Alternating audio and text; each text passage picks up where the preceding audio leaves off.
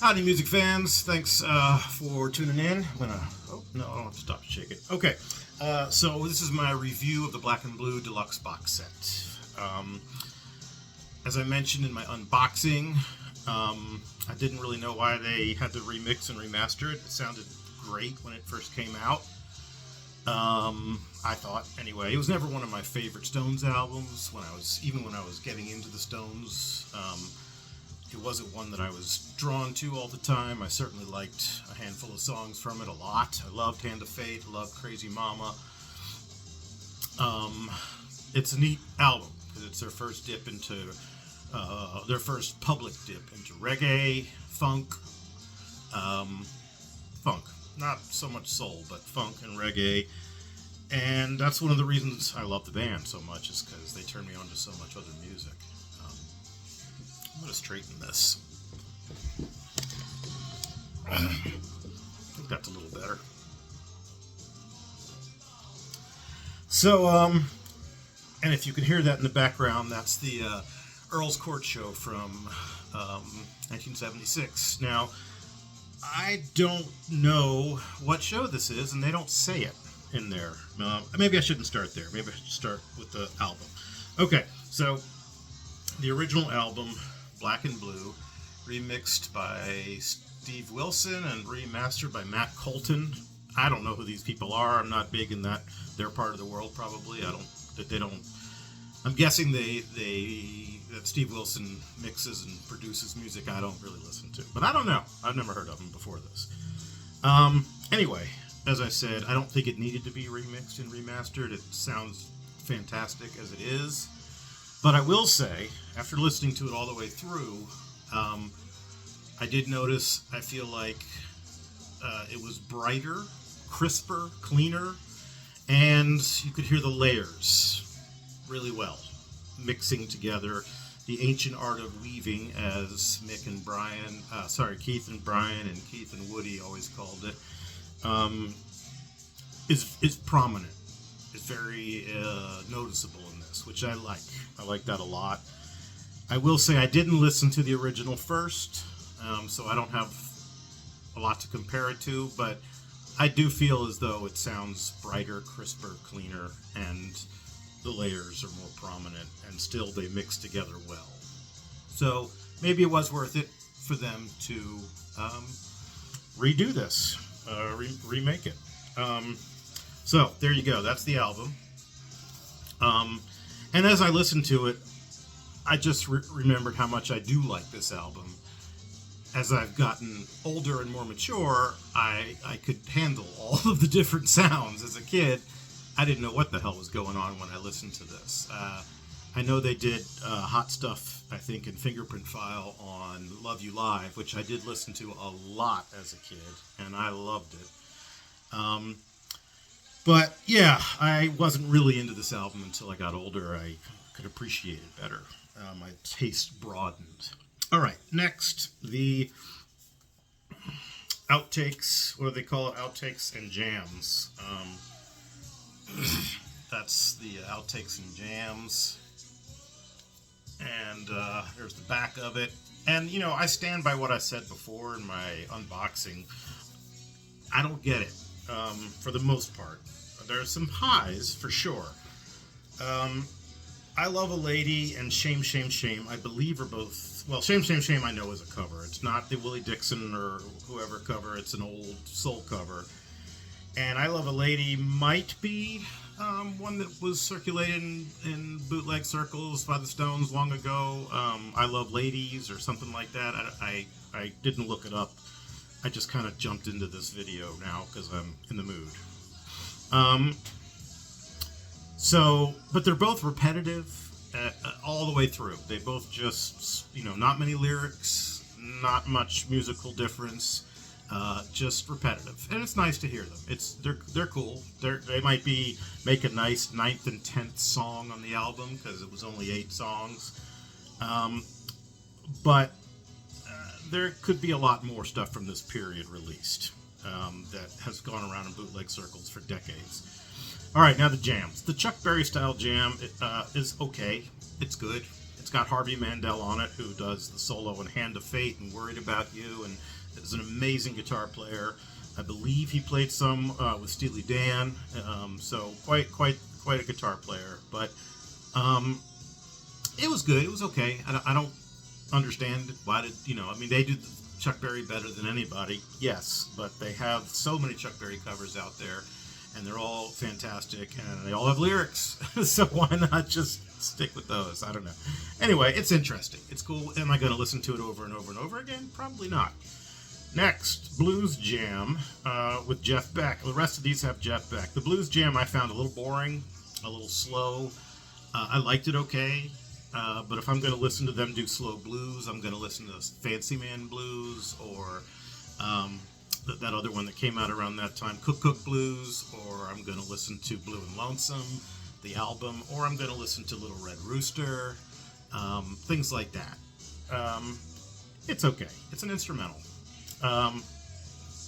Next, this is the highlight, I think, of the whole thing. Rotterdam Jam is pretty rockin'. It also has Jeff Beck and somebody named Robert A. Johnson. I don't know why he's notable enough to mention here, but he's on there. I don't know who he is. And the Rotterdam Jam is funky. It is varied in its solos and its jam throughout. It's a little long. It could be cut a little short. I think it clocks in at 7.5 minutes. But it's great. It's rocking. It's fun. This is another one thing I didn't research first, but it could be Wind Call or whatever it's called.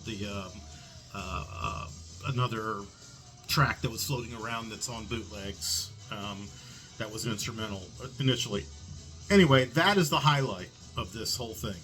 The next one, Freeway Jam, has got a really pretty cool bass track and the drums and just a cool groove, but it is repetitive and it never really takes off. It just kind of stays where it is. It's cool. It's the second best, I'd say, on this thing. I like it okay. My guess is that they issued these songs, these tracks, because Jeff Beck was on 4 of them, and then because they haven't been floating around in bootleg circles for decades. That's my guess as to why they put these songs out on this. It's not their best effort. Like Some Girls in Exile were fantastic, and Goat's Head and Tattoo You were great. Sticky Fingers I thought was meh. Yeah, it's okay. It's all right. As a Stones fanatic, I'm glad I have it. I'm glad I listened to it, and I might listen to it again someday. Okay, now we get to what we're listening to right now. The Earl's Court Show. Now, this is interesting because they don't say what date this is. Okay, here's the set list. It's not a typical set list necessarily well, it is for that year, I guess. They did play in Paris. They played Hey Negrita, I think, in Fool to Cry, and I think they played Hand of Fate. And, they did a good showing of Black and Blue. And then there's here's the rest of them. It sounds great. I can't say it sounds better or worse than Love You Live, but again, it's a different set, which is nice. Has a big showing of the Black and Blue songs, which is nice. It's a weird, I don't know. This tour is interesting because Mick really went into the growling and slurring and sloppiness of his performances, but it all sounds pretty good too, especially if you're a Stones fan. Now here's what I already have. I have Don't You Lie to Me. Okay. This is a bootleg, and it is Earl's Court, May 22nd, and the set list is exactly the same. This is missing Sympathy for the Devil, and it has some bonus tracks at the end. Okay, I haven't re-listened to this, but my recollection is it's very good. It's absolutely excellent. Whether it's better than what they put out, I can't recall. Okay, but it's excellent. And then there's Down in the Court, which is the same date, apparently, and has Sympathy for the Devil on it. And this one is, as I recall, this one is a little bit bassier, darker, more, I don't want to say muffled, but if you know bootlegs, you kind of know what I'm talking about. It's a Vinyl Gang product, which is, Vinyl Gang put out a ton of bootlegs, and this one doesn't say who put it out, but they are different sounding. I do remember that. Okay, now the rest of it. The book, I have not read the book, but I have looked through the book, and I look forward to reading the book because there's some cool stuff in there that it looked like. And I do like this LP size fold out with where the CDs go. Of course, I'm going to put the CDs on my shelf. But this is, this is what the album looked like. And so that's pretty cool to have again. That's nice. I like that. And then to have all the lyrics in there. I think I mentioned all this in my unboxing.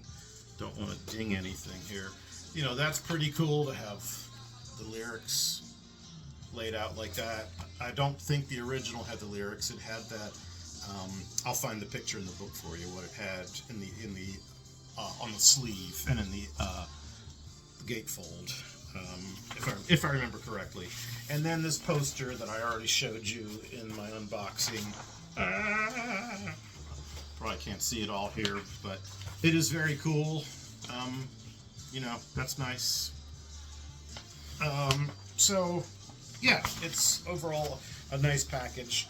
A little much. They do say something about Blu-ray in this thing at the end of what's in here, and I don't know what they're talking about because there's only 4 discs as far as I can find, so I don't know what they mean. Here we go again, where I can't figure out how the hell to fold it back correctly without messing it up.